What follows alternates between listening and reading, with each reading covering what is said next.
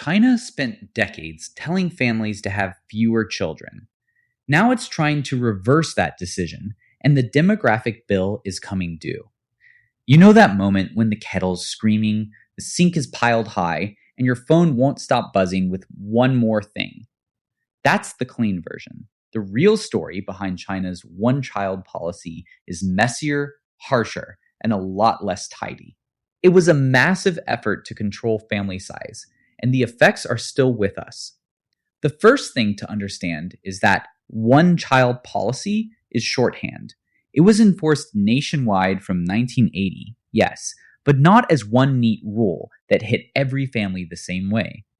Rural families, ethnic minorities, and other groups often faced different rules, and in some places, a couple could have a second child if the first was a girl. So not a clean rule at all, more like a patchwork of quotas, local pressure, and exceptions. The central government also backed the system with benefits for compliance and penalties for unauthorized births, including social upbringing fees. And there was an ugly side to it too. Fines, pressure, and in some cases, forced abortion or sterilization. That matters. You can't tell the story honestly without saying it plainly. So why do it? Because the state believed population growth was moving too fast for economic and social development. But that goal did not stay abstract. Beijing turned it into administrative targets for provinces and local officials, so enforcement became part of local governance. Once birth quotas show up in a bureaucracy, family life stops being just family life. It becomes paperwork, penalties, and anxiety. It becomes something you have to navigate, not just live. Some families even received a certificate of honor for single-child parents. In other periods, compliance could bring benefits, while unauthorized births triggered fines or social upbringing fees. Imagine planning your future while a government office is measuring your household in quotas. That's the engine under the whole thing. And then comes the turn, and this is where it gets strange. The same government that spent decades pushing births down started trying to pull them back up. In 2016, China moved to a two-child policy. In 2021, it shifted to 3 children and started removing most remaining birth limits and penalties.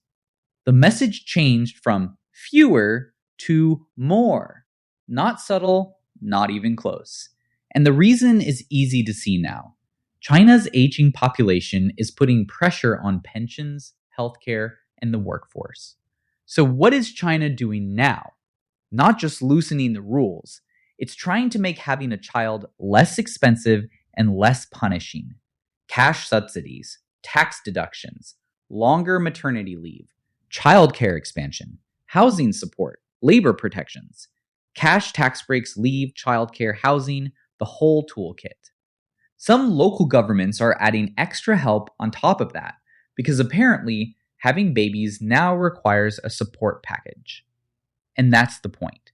The state isn't just saying have more children. It's trying to change the cost of the decision itself in a reversal driven by low fertility and population aging. And still, that hasn't been enough to flip the trend. That's the hard part.